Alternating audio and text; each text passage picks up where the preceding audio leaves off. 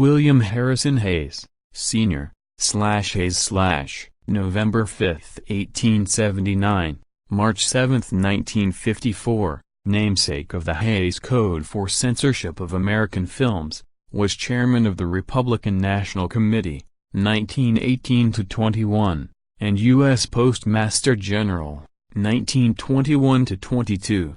Biography: Hayes was born in Sullivan, Indiana, on November 5, 1879, and attended Wabash College in Crawfordsville, Indiana. He was the manager of Warren G. Harding's successful campaign for the presidency of the United States in the 1920 election and was subsequently appointed Postmaster General. While serving in the Harding administration, he became peripherally involved in the Teapot Dome scandal. Teapot Dome scandal: Oilman Harry Ford Sinclair devised a scheme in which 25 cents was diverted from the sale of every barrel of oil sold from the oil field leases that were the focus of the Teapot Dome scandal. Sinclair testified that he loaned Will H. Hayes, then chairman of the Republican National Committee, $185,000 worth of Liberty bonds, later getting back $100,000. Sinclair also gave Hayes $75,000 as an outright gift to the committee.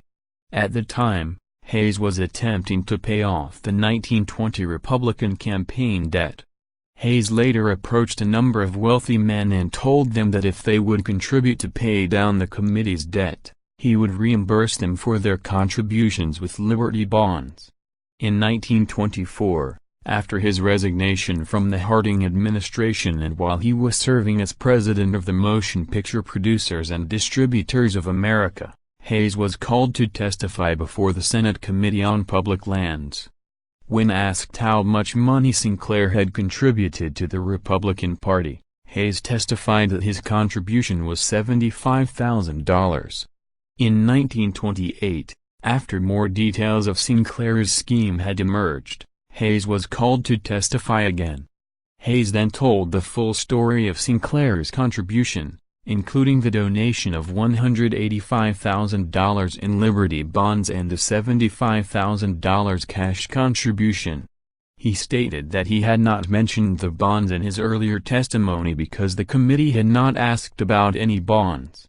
While there was some public perception that Hayes was attempting to conceal Sinclair's large contribution to the Republican National Committee, he testified that he was using the bonds to raise money for the deficit.